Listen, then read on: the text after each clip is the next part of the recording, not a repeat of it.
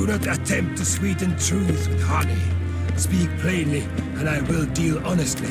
Flatter, and you fail.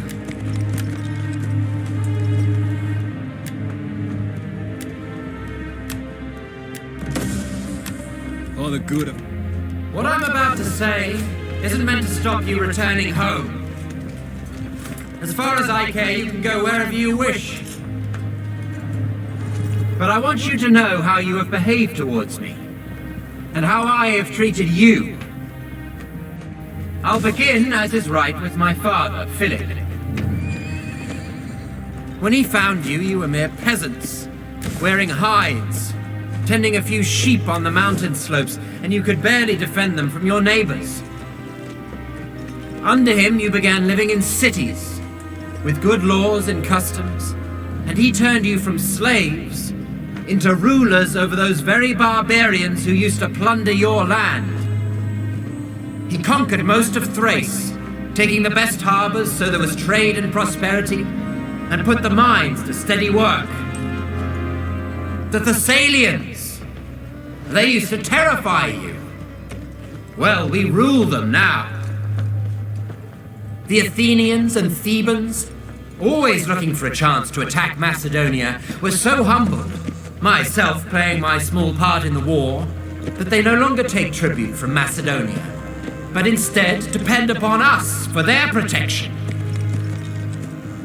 My father went to the Peloponnese and put their house in order.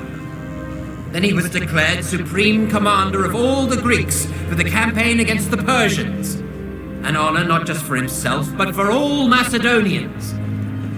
This is what my father Philip did for you. Welcome, welcome. Great enough on its own, I will give it. but small compared to what you've gained from me.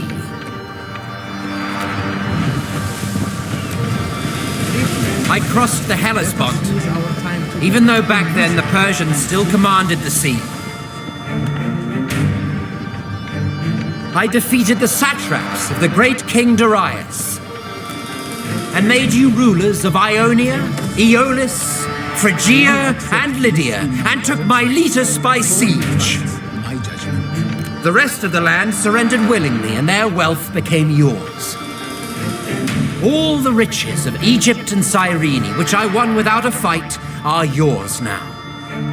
Syria, Palestine, Mesopotamia, Babylonia, all belong to you. The wealth of Lydia, the treasures of Persia, the jewels of India and the outer sea. You are now satraps. You are generals and captains. What have I held back for myself apart from this purple cloak and diadem? Nothing. No man can point to my riches, only the things I hold in trust for you all. And what would I do with them anyway? I eat what you eat. I get no more rest than you. Many times I have spent the night on watch so that you could sleep soundly. Who among you believes he's worked harder for me than I have for him? Come on. If you've got scars, strip and show them to me. I'll show you mine. There isn't one part of my body, the front at least, that doesn't bear a wound. My body's covered in scars from every weapon you can think of. Swords, arrows, stones, clubs. All for the sake of your lives, your glory, and your wealth. And yet here I still am, leading you, as conqueror of land and sea, rivers, mountains, and the plains. We've celebrated our weddings together. Many of your children will be cousins of my own. I've paid off your debts without asking how you got them, even though you're paid well enough and pillage every city we take. Many of you wear golden crowns, badges of courage and honor given you by me. Any one of us who was killed, who met a glorious end, we buried with full honors. Many now stand immortalized by bronze statues in Macedonia. Their families are honored and pay no taxes. Under my command, not one man has been killed fleeing the enemy. And now I wanted to send back some of you who've been wounded or crippled, or have grown old, to be welcomed back home as heroes. But since you all wish to go, then all of you, go! Go home and tell them that your king, Alexander, conqueror of the Persians, Medes, Bactrians, and Scythians, who now rules over the Parthians, Chorasmians, and Hyrcanians as far as the Caspian Sea, who's marched over the mountains of the Hindu Kush, crossed the Oxus and Tanais rivers, even the Indus, first to cross it since Dionysus himself. I would have crossed the Hyphasis too if you hadn't cowered in fear. Who sailed into the Great Sea from the mouth of the Indus. Who crossed the desert of Gedrosia, where no one had ever led an army. Who took Carmenia, while my fleet sailed the Persian Gulf.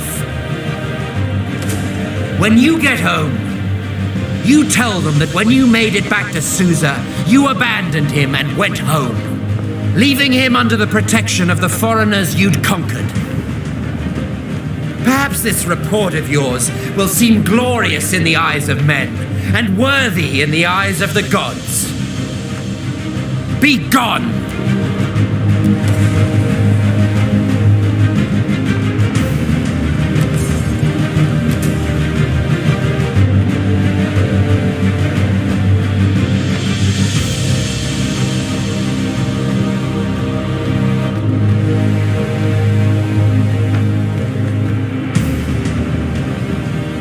Thank you to all the Patreon supporters who helped create this video.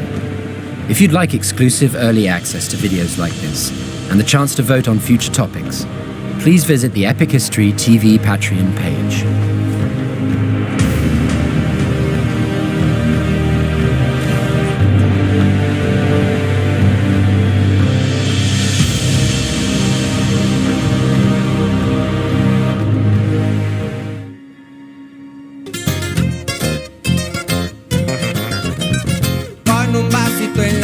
Y el cuerpo siento cansado, fumando voy relajado y la fiesta no va a parar. Supreme la ropita y la clica no se me agüita, las onzas se... You're such a fucking hoe, I love it. I know you like it more, I love it. Fuck you. I'm a professional MMA fighter with a record of 4-1. I'm an up-and-coming fighter, and I'm in love with the coco. I'm in love with the coco. I got it for the Lolo. I'm in love with the coco. I'm in love with the coco. I'm in love with the coco. I got it for the Lolo. Turn up. I'm in love with the coco. Hit my plug, that's my cholo. Cause he got it for the Lolo. If you snitching, I go loco. Hit you with that 38. Niggas thinking that I'm solo. 50 deep, they like, oh no. No, please no. Heard the fans taking photos. I know nothing but the popo. Baking soda, I got baking soda. Baking soda, I got baking soda. Whip it through the glass, nigga. I'm blowing money fast, nigga. I'm in love with the coco. I'm in love with the Connor, I know coco. the media has a ton of questions. The I got it reaction for the that's happened Lolo. online is bigger than it ever planned before. I'm in love with the coco. I'm in love with the If coco. this is your last media obligation, I'm you have in love with the coco. I got it for the people Lolo. criticize King Diaz for leaving the press I'm in love with the coco. Clean, it must be good service. Let's- me is like let's my talk- mom. let's talk Are so And then she does clean work on my girlfriend, and she does clean work on my sister, and then you have a girlfriend. 36, that's a kilo. Need a brick, miss my free throw. I'm in love, just like Neo. Busting shots, now he Neo. Free my homies, fuck the deal. Fuck the drugs, fuck my peel. All this talk like a Nino. Water whip like a Nemo. Baking soda, I got baking soda. Baking soda, I got baking soda. Whip it through the glass, nigga. I'm blowing my face, nigga. I'm in love with the coco. I'm in love with the coco. I got it for the Lolo. I'm in love with the coco. I'm in love with the coco. I'm in love with the coco. I got it for the Lolo. What the fuck is wrong with him? I'm in love with the coco.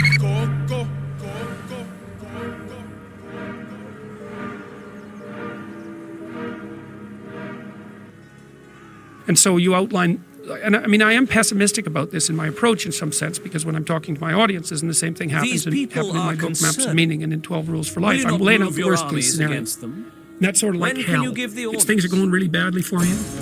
And that, there's just chance associated with that sometimes. And you and the people around you are doing stupid things to make it worse. It's like, okay, what have you got under those circumstances? You've got the possibility to slowly raise yourself out of the mire. You've got the possibility to do just what the fighter does when he's defeated, which is to say, well, regardless of the circumstances that might have led to my defeat, like even if there were errors on the part of the referee, this is no time to whine about it. This is a time to take stock of what I did wrong so that I can improve it into the future. And that's the right attitude. So because people have commented on every verse in the Bible, like to a degree that's almost unimaginable. So you can look and see all the interpretations and all the translations and get some sense of what the genuine meaning might be. And the line, the meek shall inherit the earth, meek is not a good translation, or the word has moved in the 300 years or so since it was translated. What it means is this: those who have swords and know how to use them, but keep them sheathed, will inherit the world. And that's another thing I've been telling. Yeah, no kidding. That's a lot different, man. That's a big difference. It's so great. And so, like, one of the things I tell young men, well, and young women as well, but the young men really need to hear this more, I think, is that you should be a monster. You know, because everyone says, well, you should be harmless, virtuous. You shouldn't do anyone any harm. You should sheath your competitive instinct. You shouldn't try to win. You know, you don't want to be too aggressive. You don't want to be too assertive. You want to take a back seat and all of that. It's like, no. Wrong. You should be a monster, an absolute monster, and then you should learn how to control it. Do you know the expression, it's better to be a warrior in a garden than a gardener in a war? Right, exactly. That's exactly it. Yeah. And that's exactly right. And so when I tell young men that, they think, well, lots of them are competitive. They're low in agreeableness, you know, because that's part of being competitive temperamentally. It's like, is there something wrong with being competitive? There's nothing wrong with it. There's something wrong with cheating. There's something wrong with being a tyrant. There's something wrong with winning unfairly. All of those things are bad, but you don't want people to win? What's the difference between trying to win and striving? You want to eradicate striving? What's the uncomfortable? Actually want something, you can have it.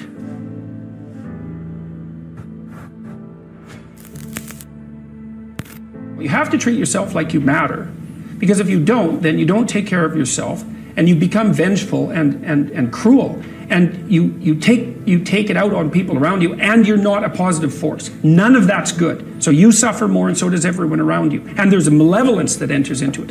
None of that's good. So that's what happens if you don't treat yourself like you matter. The first thing I would say is, well, you should be afraid of taking risks and pursuing something meaningful. One of the main reasons that people don't get what they want is because they don't actually figure out what it is. And the probability that you're going to get what would be good for you, let's say, which would even be better than what you want, right? Because, you might be wrong about what you want easily. But maybe you could get what would really be good for you. Well, why don't you? Well, because you don't try. Life is a challenge that, in some sense, can't be surmounted. So there's no way out of your problem. But there are certainly proper ways of dealing with it. Yeah. Sit on your bed one day and ask yourself, what remarkably stupid things am I doing on a regular basis to absolutely screw up my life? I would say that the goal in life is to conduct yourself so that life improves. You should be more afraid of staying where you are if it's making you miserable. Clock is ticking. Yeah, and if you're miserable in your job now and you change nothing, in 5 years you'll be much more miserable and you'll be a lot older. People don't get what they want and they need because they don't aim at it. And it's a hard lesson for people to learn because they're cynical to begin with and they presume that there's no possible way of moving forward. But it's not so unreasonable to assume that you're not going to hit what you don't aim at, or you're not going to hit what you aim at and don't shoot at. We're built to contend with the world. We're built to contend with reality. You want a challenge, and the best way that you can take on a challenge, because a challenge fortifies you. So you don't want to be secure, you want to be strong. And you get strong by taking on optimal challenges. And so you lay out your destiny in the world, and you take the slings and arrows of fate, and you make yourself stronger while you're doing so. And you might fail, and fortune might do you in, but it's your best bet. Huge part of the reason that people fail is because they don't ever set up the criteria for success. And so, since success is a very narrow line and very unlikely, the probability that you're going to stumble on it randomly is zero. So you want to set yourself a task that's difficult, but not so difficult you can't attain it. And then what happens is that you step up improvement across time, incrementally. And there's also a certain element of humility to it, right? Which is, don't bite off more than you can chew, right? Don't set grandiose goals, but incremental improvement will get you a tremendous distance.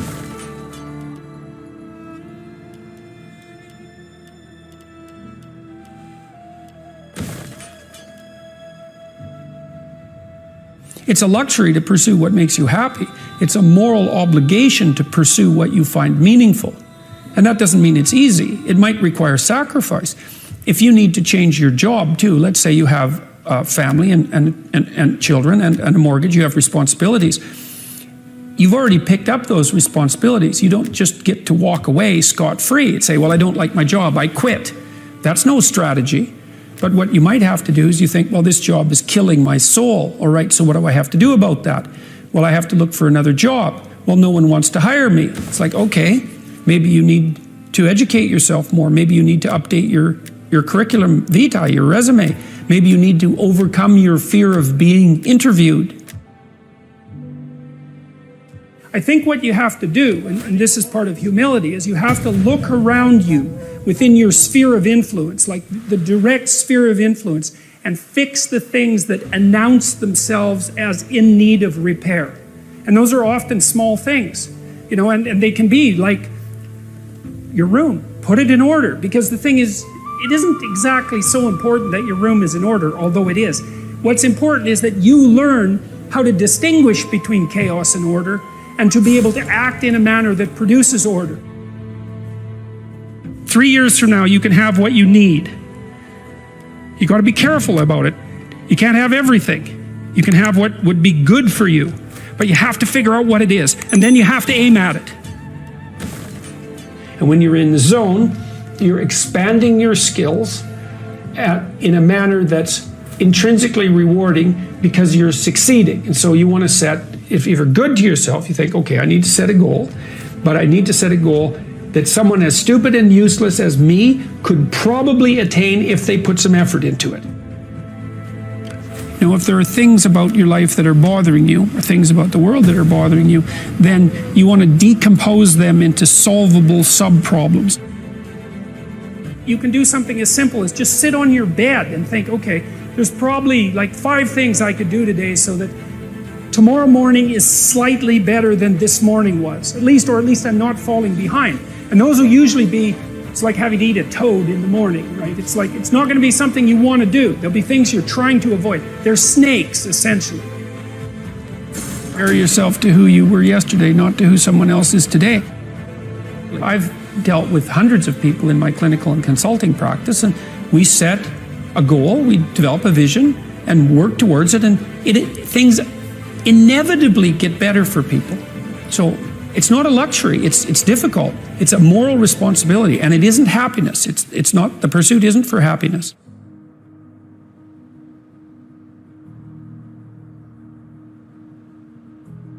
Well, greatness is what reveals itself when you attempt to formulate, when you attempt to carefully articulate and live out what you believe to be true. It just happens, because there isn't anything more powerful than truth, right? That's the antidote to suffering, truth. If you ask yourself, instead of telling yourself, what is it that I could do to set things more right today that I would actually do? It's usually some small thing because you're not that disciplined, Then you can go do it. Lay a disciplinary structure on yourself. Get the chaos in check, and then you can move towards a state that's freer. Well, what happens if you don't treat other people like they matter? Well, you lie to them, you cheat them, you steal, you enter into impulsive relationships with them. They can't trust you. That doesn't go anywhere. They don't like you. You end up alone at best, and maybe like incarcerated at worst. Like, that doesn't work. And so you watch the people around you who thrive, regardless of what they say. They act out the proposition that everyone matters. If you're hungry and you eat, well, that's good, but it's over, and then you're on to the next thing, right? It's not exactly sustaining, it's just necessary. That's called consummatory reward, by the way. This other reward system is incentive reward, and the incentive reward system works on dopamine, this neurochemical dopamine, which is also the neurochemical tracks that opiates and cocaine and amphetamines, the drugs that people really like to abuse, alcohol often for some people, activate. And so you might say if you don't have enough meaning in your life, then you're more prone to addiction. And that's definitely the case, even with rats. If you take a rat and you put him in a cage by himself and he has nothing to do, and then you give him access to cocaine, he'll get addicted to the point where he won't do anything but take cocaine. But if you throw the rat back in with a bunch of other rats and he gets to do rat things, then it's very hard to get him addicted to cocaine. And so the purposeless rat is prone to addiction. Well, it's the same with human beings.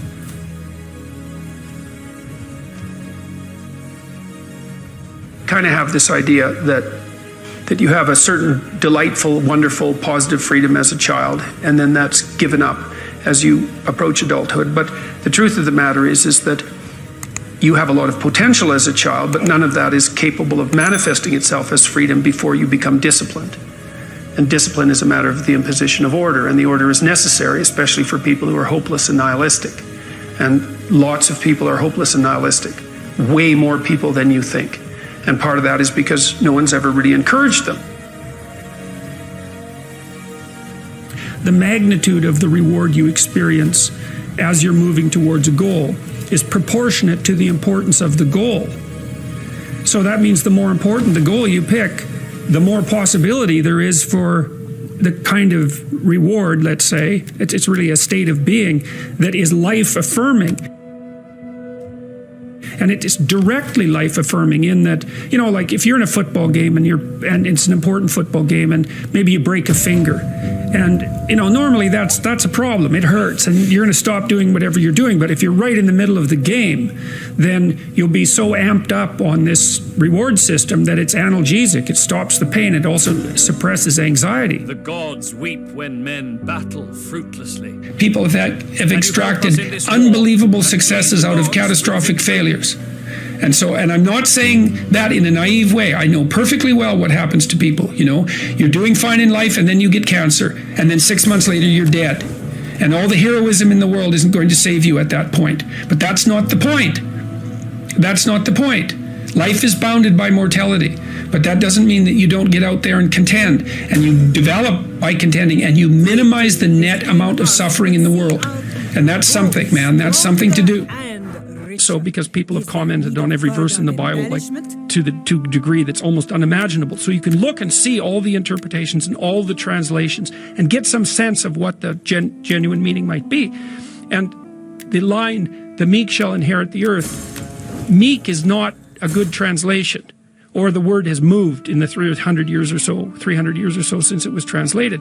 What it means is this: those who have swords and know how to use them, but keep them sheathed, will inherit the world.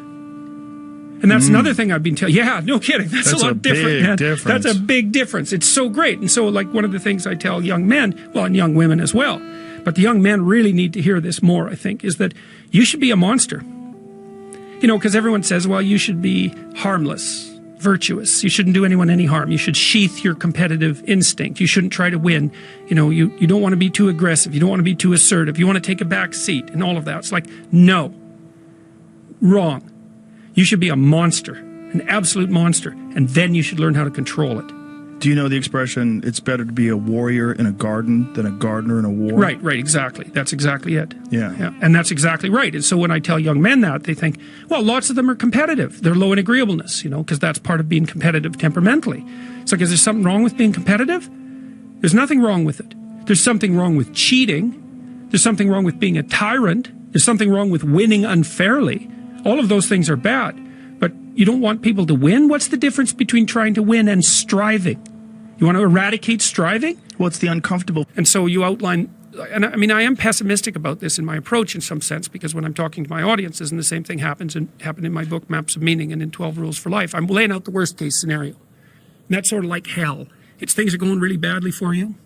And that there's just chance associated with that sometimes. And you and the people around you are doing stupid things to make it worse.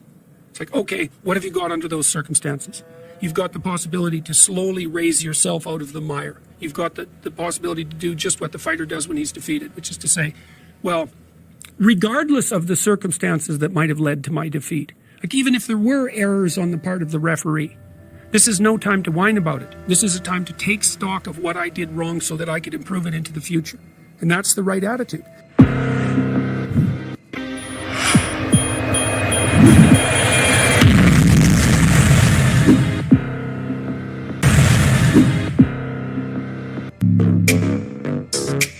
Woods, pretty face, but I'm known for hitting chugs. Got him like, too good. To the yard, he ain't never leave his pretty. Oh God, broke, too good. Real boss, keep me got the woods, pretty face, but I'm known for hitting chugs. Got him like, too good. To the yard, he ain't never leave his pretty. Oh God, broke, too good. Real boss, keep me got the hood. Real boss, keep me got the hood. Where did the Persian immortals from 300 come from? They are believed to have originated as a bodyguard unit of Cyrus the Great, which eventually formed the core of the Achaemenid standing army, and whose ranks were reportedly never allowed to drop under 10,000. They bore tall shields, scaled armor, large bows, and distinctive spears with pomegranate designs. In battle, it seems they fought where the action was expected to be the fiercest. Here is one of our only descriptions of this unit in action, where Mardonius was himself riding a white horse in the battle and surrounded by 1,000 picked men who were the flower of the Persians. There, they pressed their adversaries hardest. So long as the general was alive, the Persians stood their ground and defended themselves, overthrowing many Spartans. In commemoration of their great legacy, the 1942 Iranian army even created its own immortal guard. We fight them! Every nobleman who had a will to fight was at that meeting! We cannot beat an army! With the 50 farmers we can raise! And we do not have to beat them. Just fight them. Your father was a fighter! I know who my father was. I came back home to raise crops and, God willing, a family. If I can live in peace, I will. I love you. Always have. I want to marry you. Assault on the king's soldiers. Meet me at the grove. Right! They're getting away! Is the same as an assault on the king himself. Move! Go home. We'll have no homes left when the English garrison from the castle comes through and burns us out.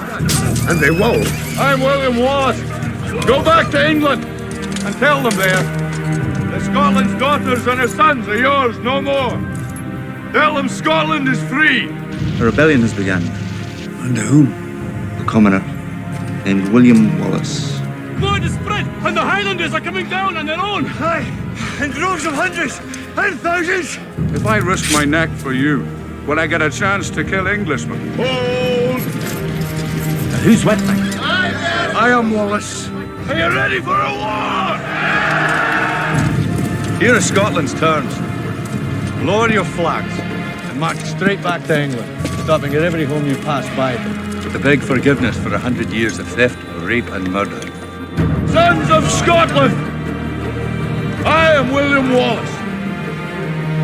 And I see a whole army of my countrymen here in defiance of tyranny. You've come to fight as free men. Free men you are. What will you do with that freedom? Will you fight? Fight? Against that? No! We will run! And we will live. Aye? Fight and you may die. Run. You'll live. At least a while.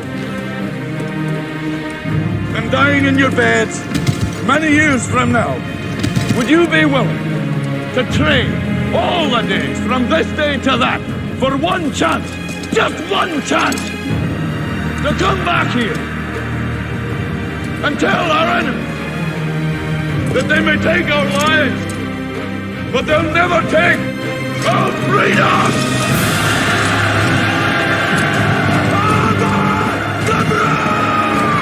This Wallace is a brigand, nothing more. Wallace has already killed the magistrate and taken control of the town. This Wallace, he doesn't even have a knighthood, but he fights with passion and he inspires.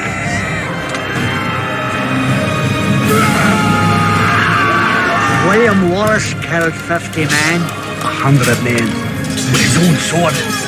Cut through them like Moses through the Red Sea.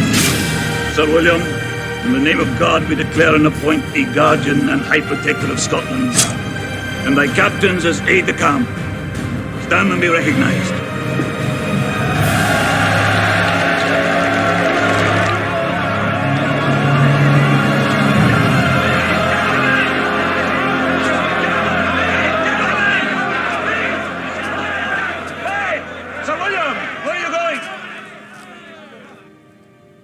We have beaten the English, but they'll come back. Because you won't stand together. You're so concerned with squabbling for the scraps from Longshank's table that you've missed your God-given right to something better. There's a difference between us. You think the people of this country exist to provide you with position. I think your position exists to provide those people with freedom. And I go to make sure that they have it. You tell your king that William Wallace will not be ruled, and nor will any Scot while I live. Now is our chance, now. If we join, we can win. If we win, well then we'll have what none of us have ever had before. Country of our own. You're the rightful leader, and there is strength in you, I see it. If you make enemies on both sides of the border, you'll end up dead. We all end up dead. It's just a question of how and why. I'm not a coward. I want what you want, but we need the nobles. We need them. Now tell me, what does that mean to be noble? Your title gives you claim to the throne of our country, but men don't follow titles. But they follow courage. Men fight for me, because if they do not, I throw them off my land and I starve their wives and their children. Those men who bled the ground red at Falkirk. They fought for William Wallace, and he fights for something that I've never had. And I took it from him when I betrayed him, and I saw it in his face on the battlefield. And it's tearing me apart. All men betray. Go! Or lose heart. I don't want to lose heart! I want to believe. As he does. I will never be on the wrong side again.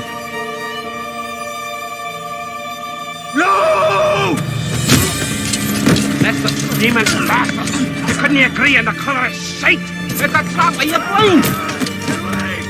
Joining the nobles is the only hope for our people. I don't want to be a martyr. Nor I. I want to live. I want a home and children and peace. Do you? I do. I've asked God for those things. It's all for nothing if you don't have freedom.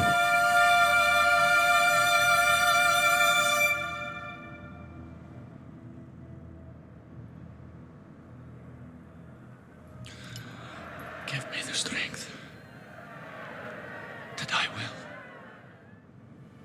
Your heart is free. Have the courage to follow it. William Wallace, you stand in taint of high treason. Against whom? Against your king. Have you anything to say? Never in my whole life did I swear allegiance to him. I come to beg you to confess all and swear allegiance to the king that he might show you mercy. Will you show mercy to my country? Rope! Confess and you may receive a quick death. Perhaps even live in a tower. In time, who knows what can happen? Aye, and you must be purified by pain. If you can only live. Do you confess? If I swear to him, then all that I am is dead already. We'll die, it will be over. Every man dies. Not every man really lives. Just say it. Cry out. Mercy. Mercy, man. Mercy. Just say it.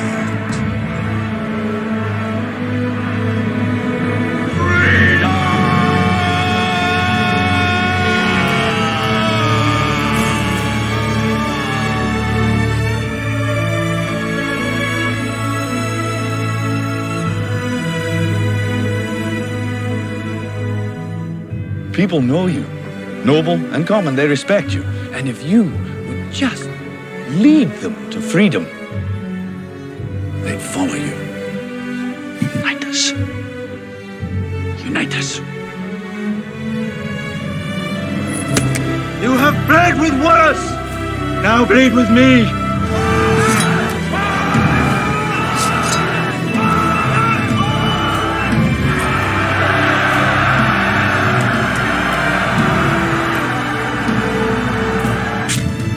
In the year of our Lord, 1314, patriots of Scotland, starving and outnumbered,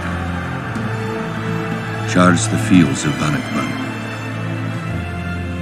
They fought like warrior poets. They fought like Scotsmen and won their freedom.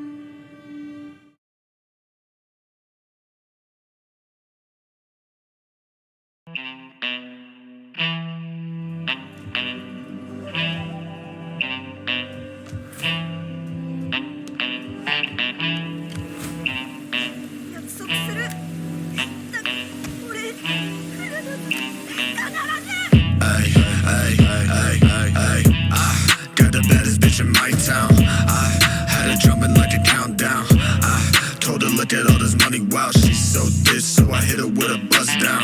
I been making all this money, heart-shaped kisses, little sand for the tummy. Hostile bitch, yeah, mouth always running. Hit her with the jawbreaker head and Nettie. Ha, now that's kinda funny. Hottest out the whip like a Playboy bunny. Hottest in the biz with an 808's crunchy. And I think I heard a snip, man, that boy's nose running. Goddamn, yeah, I sound something like a man. Came in with the hits, I'm the highest in the man. And I know y'all kinda pissed cause you know I'll never land. They call me Peter Pan cause I'm high, never land. Goddamn, slow down for me now, wait. Slow down for the crowd, wait. Slow down for me now. Drop that shit, let it motherfucking bounce. Wait, slow down for me now. Wait, slow down for the crowd. Wait, slow down for me now. Drop that shit, let it motherfucking bounce. I got the baddest bitch in my town. I had her jumping like a countdown. I told her look at all this money, wow, she's so thick, so I hit her with a bust down.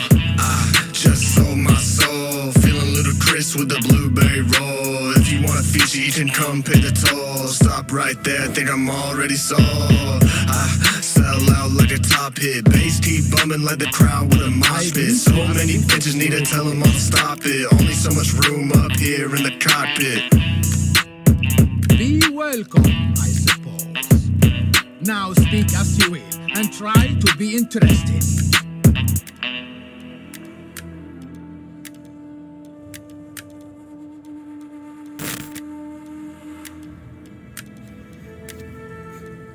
Greetings from the Erie Coast. This is Mad Shad.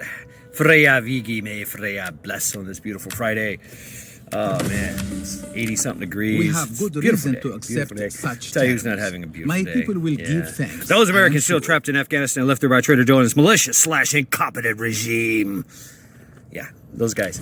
And of course, least we forget, the 13 servicemen and women died, along with 200 other individuals at Abbey Gate by a suicide bomber. I can't talk today. By a suicide bomber in Kabul, Afghanistan, of August of last year. Every day, never forget. There's hope. Folks trying to get him out. Task Force Argo, Task Force Pineapple, Project Exodus, Project Dynamo, Christian Coalition, just to name a few. Meanwhile, where do I begin? Shit. It seems like Potato is going over to Israel and making power moves with the Palestinians. These people are he's talking out both sides of his mouth there. Will you not move your says, armies yeah, we against pledge them? When can you give the our orders? allegiance and support with Israel against Iran, but on the same token, we're going to give millions of dollars to the Palestinian state and going to try to start an embassy in Israel, a Palestinian embassy in Israel. What the fuck? Do you know how dangerous that is? That's, man. Palestinian, the PLO is Iran. It not only is it Iran, it's the whole axis of evil that's against Israel. I mean, you're basically just giving them you're letting them stay rent free in your fortification. Please come on in, do as much terror as you want. Yeah, that's what's going to happen. So yeah, it's just one of the things I remember. Yeah. So this has been Mad Shad. Every day, never forget. Parece que hoy me gustas un poco más. Okay. Hola, ¿cómo tal? So nice to meet you. You said we should go and get a room. So you admit it's too hot and you can't finish it. You admit it. I'm not sick. You admit defeat. You admit it's too hot for you. I admit I'm not hungry anymore. You want to tell Joe Biden right now? A, B, C, D, E, for you and your mom and your sister and your job and your broke ass car and that shit you call or for you and your friends that I'll never see again. Everybody but your dog you can more fuck up. Na na na na na na na na. A, B, C, D, E, for you.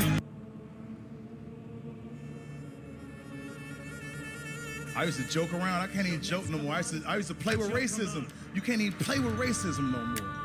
You can't even play. I used to go to the dog park and pretend I lost my dog. And I have white people help me look for him. I'm like, his name, nigga. I speak for the Senate and all Rome. Like, nigga! You should carefully consider this offer. You don't like dogs? I mean, it's the nigga! Nigga, please! You're exciting, boy, come find me. Psych!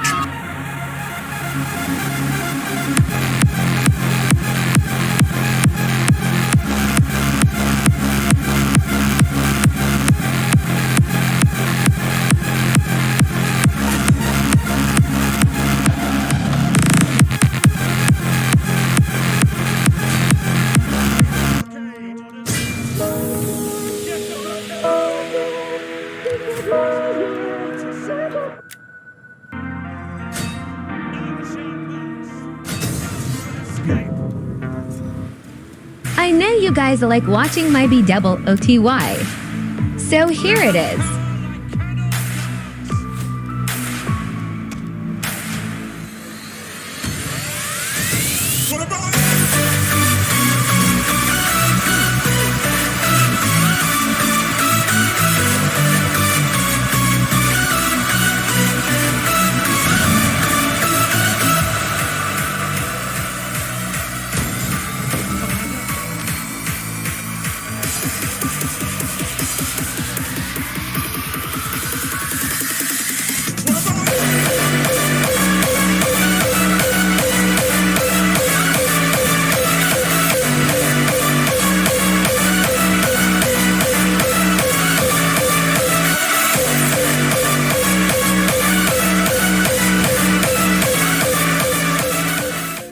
LA is special because I have an objective tonight. I came here tonight because this body of work that I've done on Netflix, I'm going to complete. All the questions you might have had about all these jokes I've said in the last few years, I hope to answer tonight. I'd like to start by addressing the LBGTQ community directly.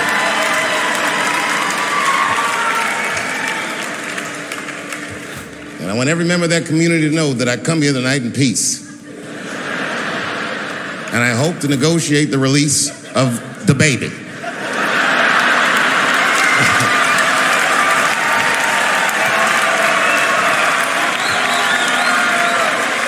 Sad, sad, sad story.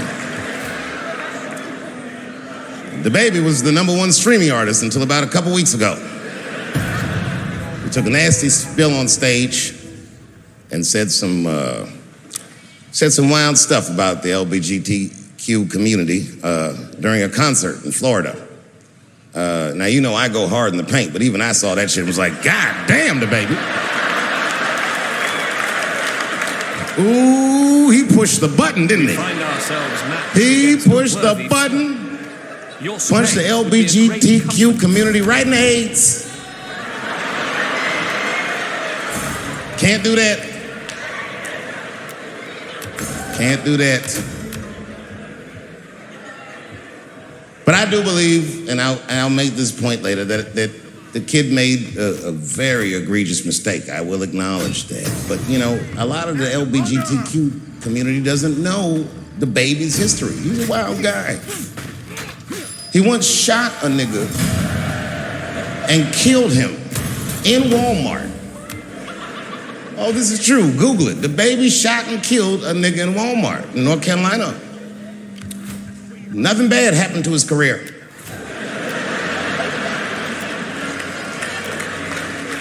Do you see where I'm going with this? In our country, you can shoot and kill a nigga, but you better not hurt a gay person's feelings.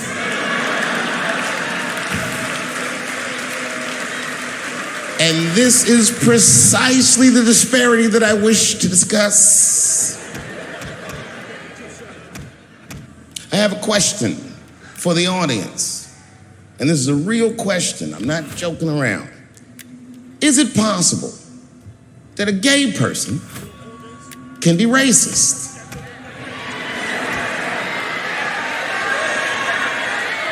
Do you really think so? Of course it's possible. Look at Mike Pence.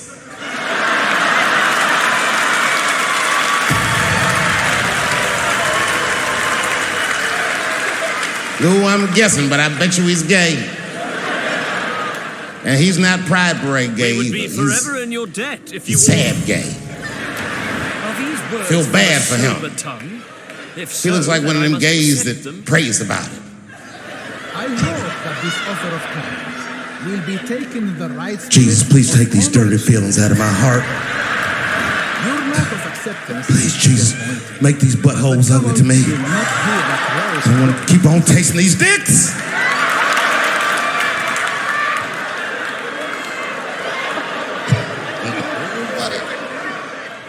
You guys are confusing the emotions. You think I hate gay people, and what you're really seeing is that I am jealous of gay people. Oh, I'm jealous. I'm not the only black person that feels this way. We blacks, we look at the gay community and we go, God damn it, look how well that movement is going. Look how well you are doing. And we've been trapped in this predicament for hundreds of years. How the fuck are you making that kind of progress? I can't help but feel like if slaves had baby oil and booty shorts, we might have been free 100 years sooner, you know what I mean? If Martin Luther King was like, I want everybody to get up on them floats, get your bodies good and shiny.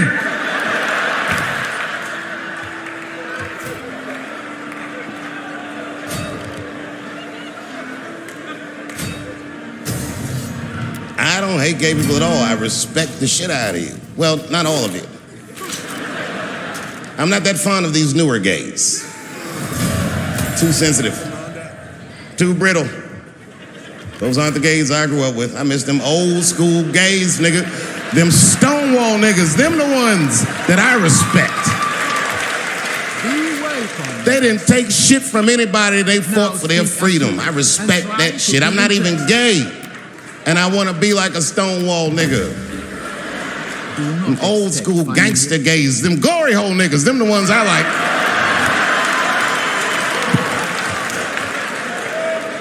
These new gays don't even know what the glory hole is. It's a hole in the wall the gay contractors built. You wanna know why they put that hole in the wall? I'll tell you, and there's no nice way to say it. Because when they wanna have some fun, they will put their penises in that hole and hope for the best. I respect that shit. There's a lot of courage on both sides of that hole, nigga. I'm not even gay, and I want to try that glory hole out.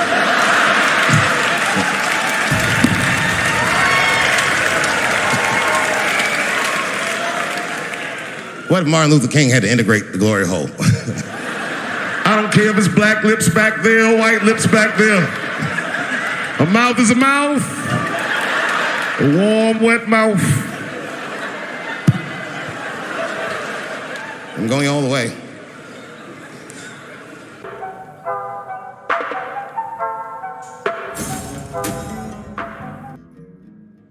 Warning. You're not going to like what you're about to hear. You know you're saved because the Spirit bears witness that you are born again, because your life has changed and is changing and continues in a process of change, and when it stalls in that process,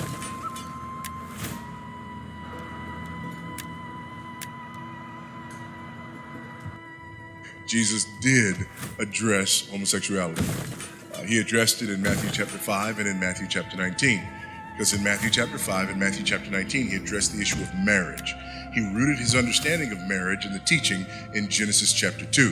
The teaching in Genesis chapter 2 that gave us marriage between a man and a woman for the purposes of procreation, illustration, and sanctification. he also made it very clear that what God has joined together, man cannot separate. In other words, God is the author of marriage, not man. Therefore, God is the one who defines marriage, not man. Therefore, man does not have the right to introduce the concept of same-sex marriage. Number one, because by definition, it's not marriage, it's another thing. And number two, because by definition, it goes against what was created in Genesis chapter 2. So Jesus did address homosexuality.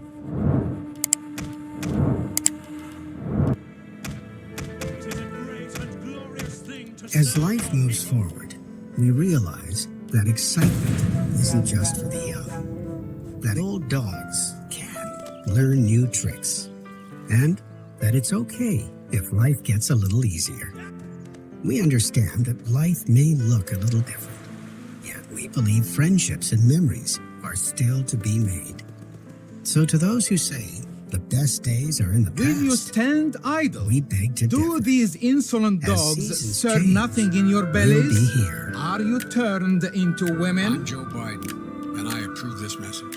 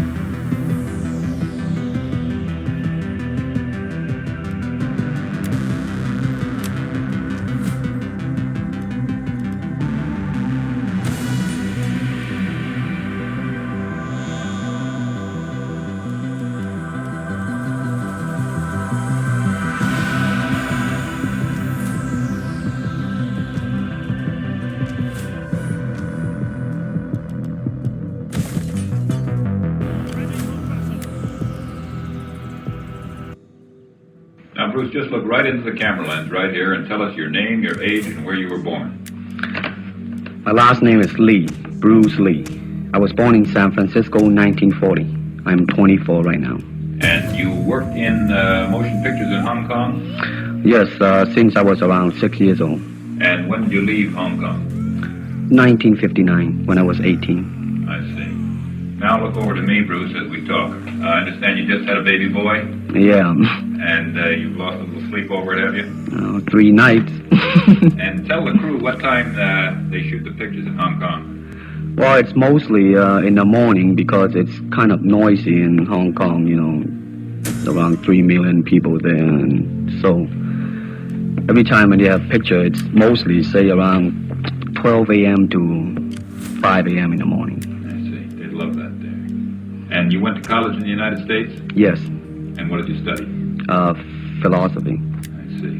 Now, you told me earlier today that karate and jiu-jitsu are not the most powerful of the best forms of Oriental fighting. What is the most powerful of the best form? Well, it's bad to say the best, but in my opinion, I think Kung Fu is pretty good. Would you tell us a little bit about Kung Fu? Well, Kung Fu is originated in China. It is the ancestor of karate and jiu-jitsu. It's more of a complete system and it's more fluid. By that I mean it's more flowing. There is continuity in movement instead of one movement, two movement, and then stop. Would you look right into the camera lens and explain the principle of a glass of water as it applies to Kung Fu? Well, Kung Fu, the best example would be a glass of water. Why? Because water is the softest substance in the world, but yet it can penetrate the hardest rock or anything, granite, you name it. Water also is insubstantial. By that I mean you cannot grasp hold of it. You cannot punch it and hurt it. So every Kung Fu man is trying to do that, to be soft like water and flexible and adapt itself to the opponent. I see. What's the difference between a Kung Fu punch and a karate punch? Well, the karate punch is like an iron bar, whack. A Kung Fu punch is like an iron chain with an iron ball attached to the end, and it go whang, and it hurt inside. Okay. Now we're going to cut, and in just a second we'll have you stand up and show us some Kung Fu and some movements in Kung Fu. Okay. Cut. Got it. Test X2, take one, speed. Now look directly into the camera, Bruce. Directly at it. And now give me a 3/4 this way. And hold it. And give me a profile that way, all the way. Good, hold it. Now come back to a profile on the other side. And hold that. Give me a 3/4 on that side. And then give me right into the camera again. All right, now the camera will pull back, and we find ourselves first matched show me against the a worthy foe. movements in the classical Your Chinese strength theater. would be a great comfort. Classical Chinese Well, theater. you know what we talked about in the office, how they walk and how they start to move. Well, in Chinese opera, they have the warrior and then the scholar. The way the warrior walk will be something like this. Walking this way, straight, come out, bend, straight, and then walk out again. An ordinary scholar would be just like a female, a weakling, 90 pounds in child Alice. You'll be just walking, like a girl, real, shoulder up and everything. So by the way they walk, you can immediately tell who they are. Right, what character they represent. Now, show us some Kung Fu movements. Well, it is hard to show it alone, but I will try to do my best. All right, maybe one of the fellows will walk in. You want to walk Yeah, in? it would be... Go ahead. Go ahead. Go ahead. Come on, lady. Okay. Although accidents do happen, but there are various kind of strike. It depends on where you hit and what weapon you will be using. To the eyes, you would use fingers. Don't worry. To the eyes. Or straight at the face, from the waist, everything on. Hold it just a minute. Let's move this gentleman around this way so you're doing it more into the camera. Okay, as well. And then there is band arm strike, using the waist again into a back fist. And let's have the assistant director back up just a way. Okay, go ahead. Continue. And then, of course, Kung Fu is very sneaky. You know, the Chinese, they always hit low. From high, go back to the groin. Now turn around the other way with you, Bruce. Oh, okay. Yeah. And, Would you want him to? yes. These are just natural reactions. Right. That is natural. Right into the camera. Cheat into the camera a little bit and show this again. All right. Go ahead. There is the finger jab. There is the punch. There is the back fist and then low. Of course, then they use leg straight at the groin or come up. Or, if I can back up a little bit, they start back from here and then come back. All right. It's kind of worried. He has nothing to worry about. Now, No. once again, show us how a good Kung Fu man would very coolly handle it and walk away, rather than get involved in a series of actions. Cut it. Sound. Okay. Test X2, take two, speed. Now, Bruce, so that we can clearly see what you're doing this time, we'll face the fact that there's nobody there. Show me now the difference between Jiu-Jitsu, which is long and involved, and Kung Fu, which is very quick if you have an opponent. All right, for instance, you will read it in a book, in a magazine and everything, that when somebody grab you, you will first do this, and then this, and then, and then, and then, and then, thousands of steps before you do a single thing. Of course, these kind of magazine would teach you to be feared by your enemies and admired by your friends and everything. But in Kung Fu, it always involves a very fast motion. Like, for instance, a guy grabbing your hand. It's not the idea to do so many steps. Step him right on the instep. He'll let go. This is what we mean by simplicity. Same thing in striking and in everything. It has to be based on a very minimum motion so that everything would be directly expressed. One motion, and he's gone. Doing it gracefully, not to go yelling and jumping all over him, but to do it. Excuse me. Okay, now show me once again just a few movements there. Well, Kung Fu can be practiced alone or with a partner. Practicing alone, they involve forms. Some imitate a crane, a monkey, a praying mantis. This is a crane form. Start off.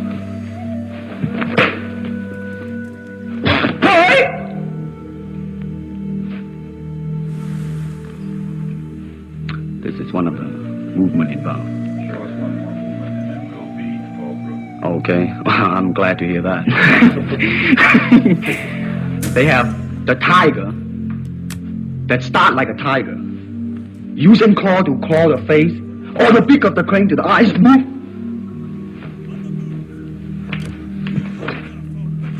This is some of the movement involved.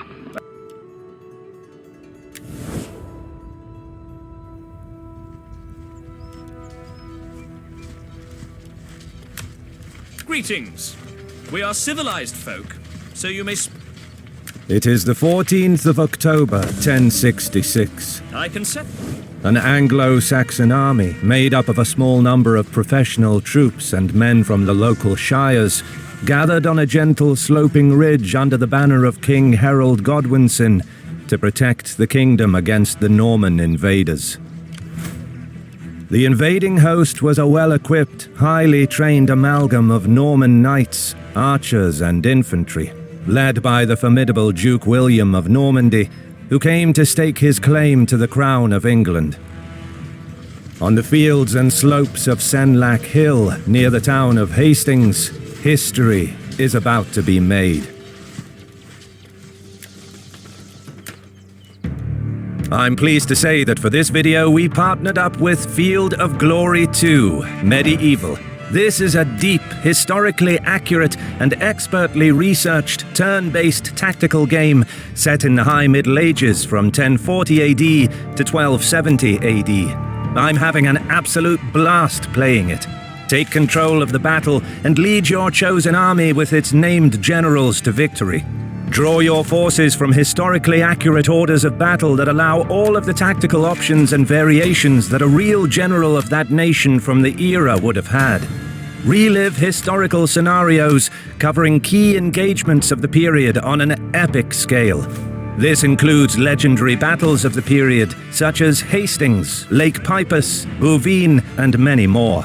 Choose from set-piece historical battles or what-if custom battle situations, or even create your own battles with the random map generator. You can produce an infinite variety of historically realistic battlefield maps for custom battles that can be played against the AI or human opponents. Click the link below to visit their Steam page, and if you decide to buy the game, you'll also be helping the channel a little bit. For anyone enjoying historically accurate tactical strategies, Field of Glory 2 Medieval is a game you shouldn't miss.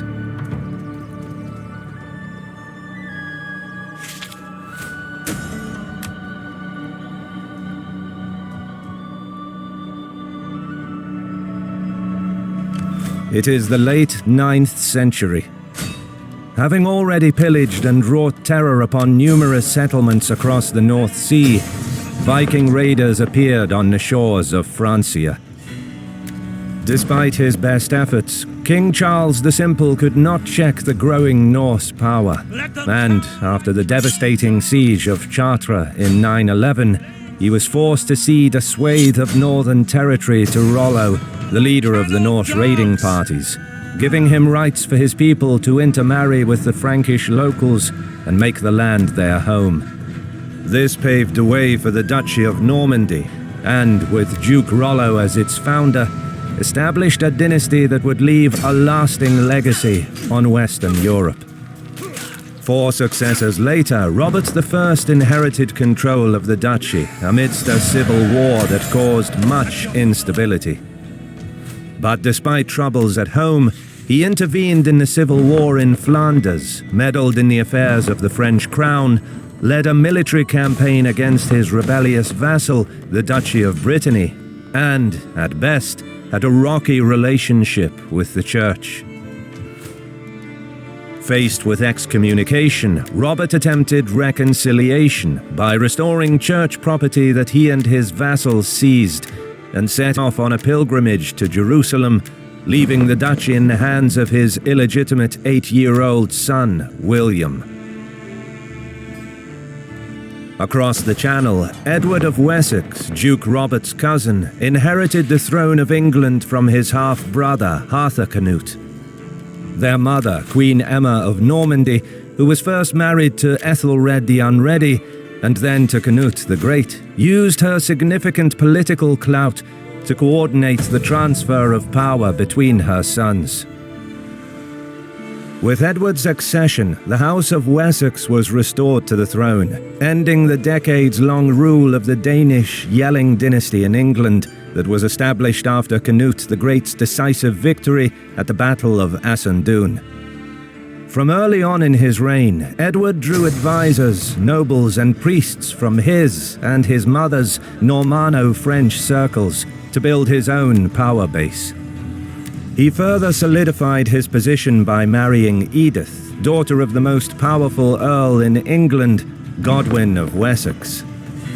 But Godwin opposed the rise of Norman influence in the Anglo-Saxon royal court, and years of political infighting followed, testing the power of the two men.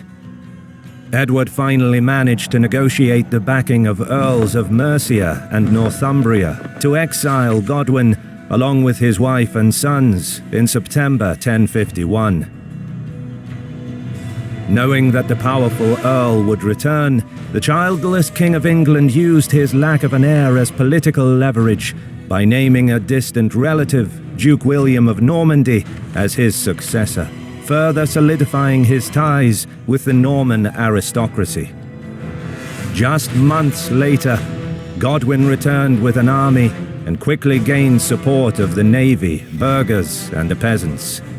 This compelled Edward to restore his earldom, but Godwin refrained from openly opposing the naming of a Norman aristocrat as heir to the throne, aware that the king was backed by Earls of Northumbria, Mercia, and could possibly count on the support of the Duke of Normandy as well.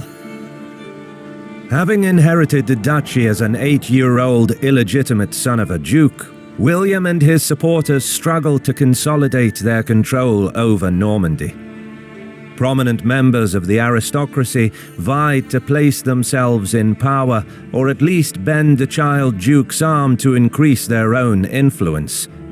It took William a number of years to secure his rule, but the prolonged fight for his position turned him into a shrewd politician and a tenacious military leader.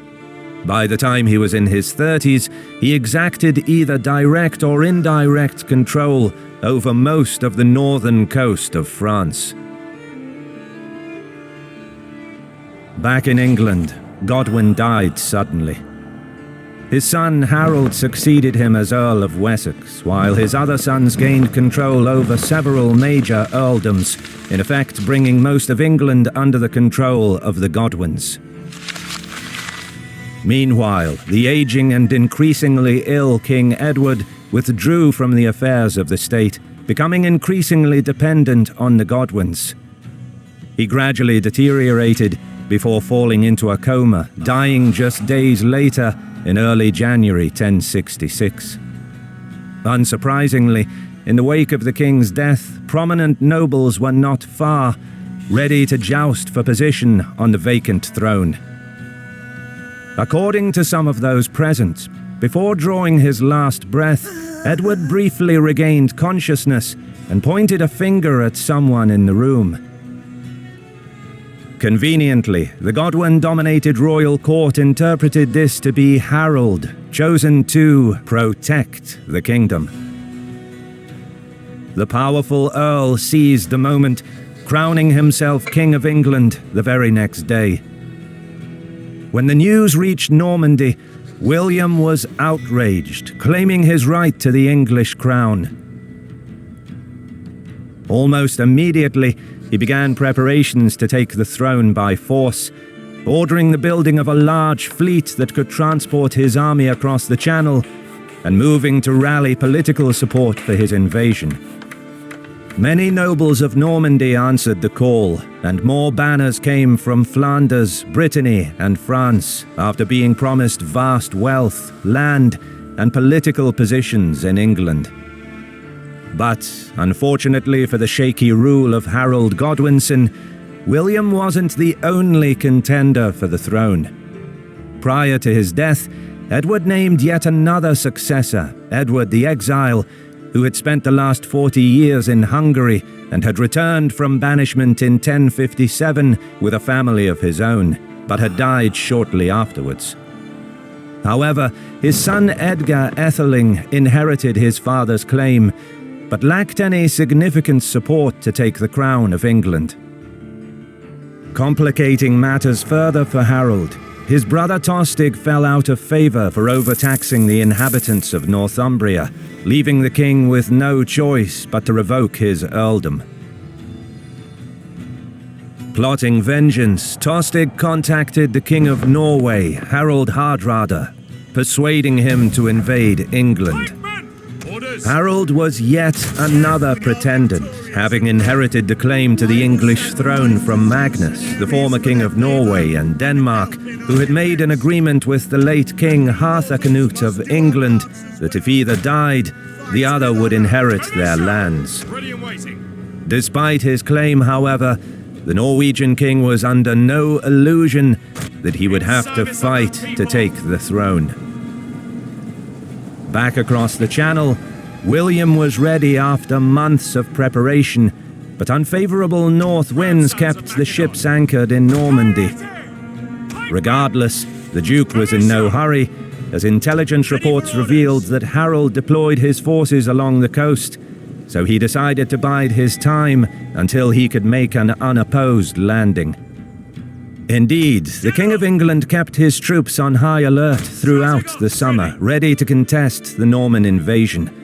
But supply shortages and the arrival of the harvest season forced him to disband much of his army in early September.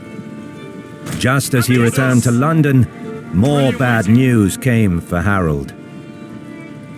Aided by Tostig, Harald Hardrada invaded Northumbria and defeated a much smaller force led by the newly appointed Earl Morcar.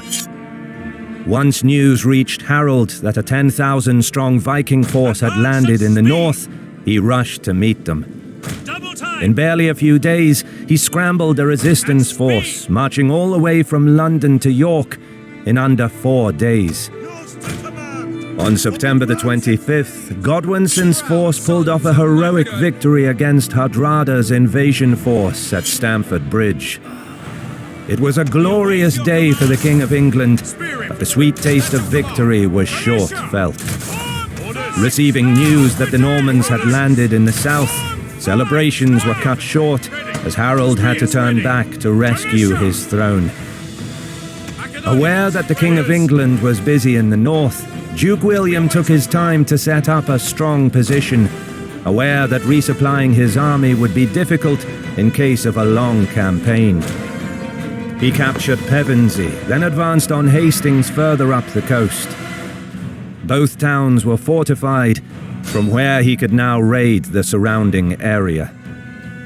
To the east, a few ships were blown off course, landing at Romney, where the Normans fought the local Fyrd. By early October, Harold reached London after a grueling forced march, his troops still exhausted from the battle at Stamford Bridge that took place just a few days ago. The army encamped near the capital for a week, preparing their equipment for the upcoming engagement and attempting to catch up on some much-needed rest.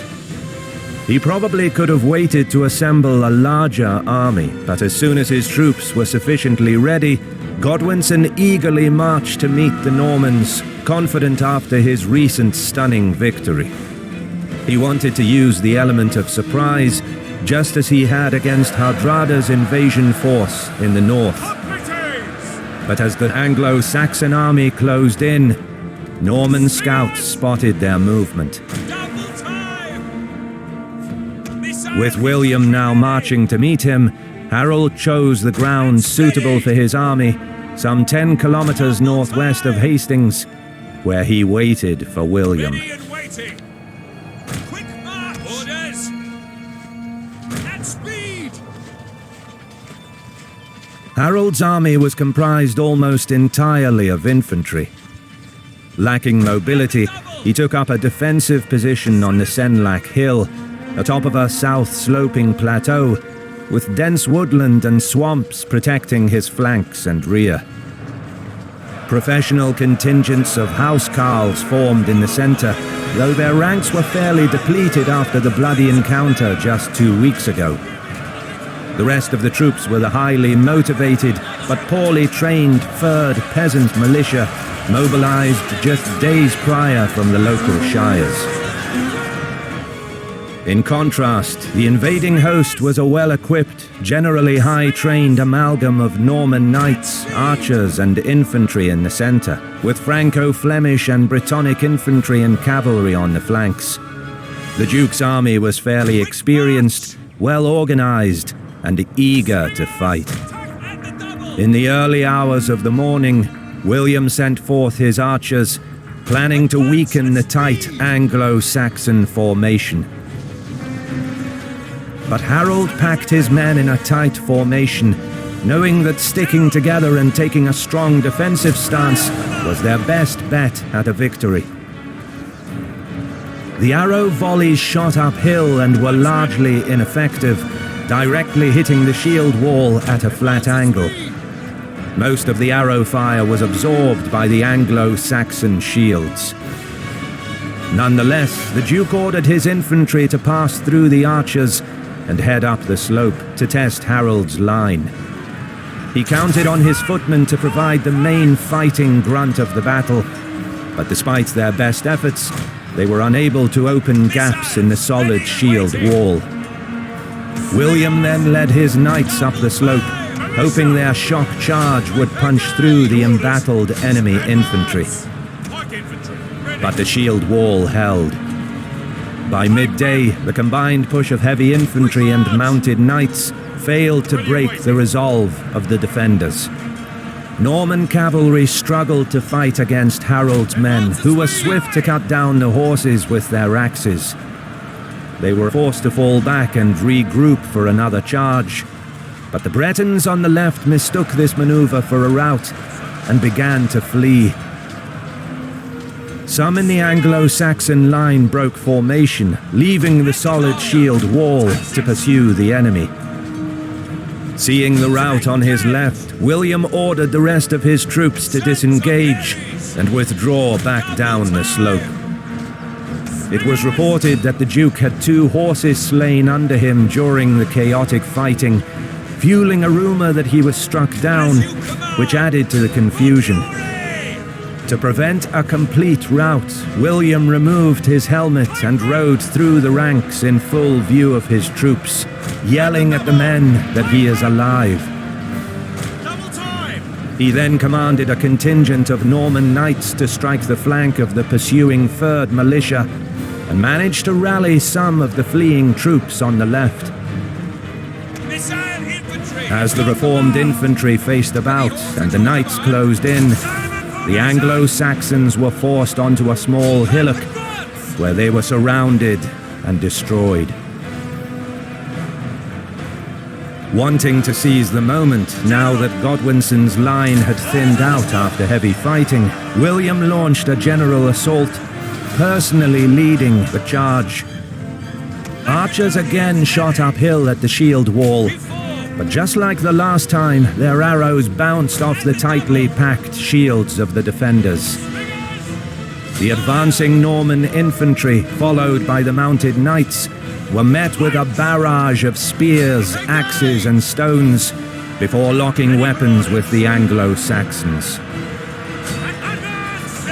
Unable to force openings in the shield wall, once again the attack failed and the Normans retreated back off the ridge.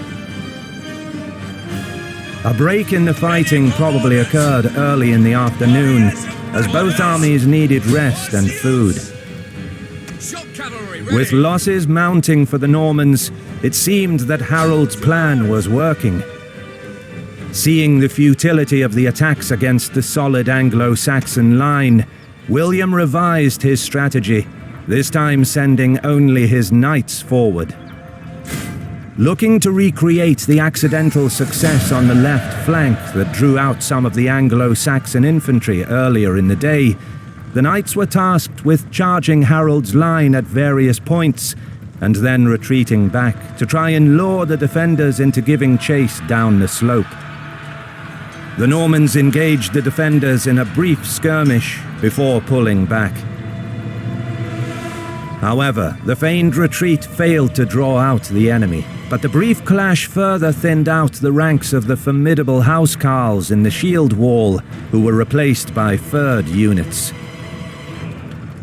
With archers in support, the knights charged again, now with more conviction, exchanging blows with the Anglo-Saxons for much of the afternoon.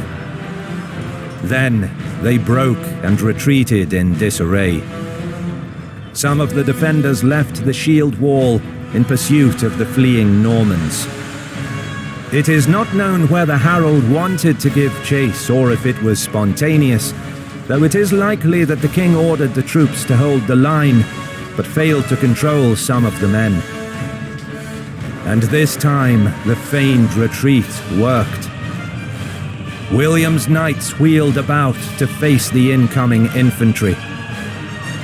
During the pursuit, the Anglo-Saxons lost cohesion and were now caught in the open without the protection of the shield wall. Spending much of their energy charging down the slope, the footmen stood no chance against the mounted Norman knights and were quickly overrun. Having dismantled part of the shield wall, the rest of William's army struggled up the hill, bearing down on Harold's remaining units. With a renewed fervour on the invading side, the Duke's infantry and cavalry struck the Anglo-Saxon line. Unable to fight effectively against the better-armed Normans and French, the Anglo-Saxon units rapidly crumbled, with their forces breaking apart and being surrounded by the invading parties. It was at this chaotic time that legend has it Harold was tragically shot in the eye, according to some by friendly fire. He was subsequently toppled from his horse and brutally hacked to pieces by several Norman knights. The death of their king was a horrendous morale blow to the Anglo-Saxons, who began to flee the field, chased down by Norman soldiers. And so it was, the historic Battle of Hastings fell to a decisive victory for the invading Norman forces, and a tragic defeat for the Anglo-Saxons, who lost their king, a man who would ultimately become immortalized not only on the Bayeux Tapestry, but in history itself.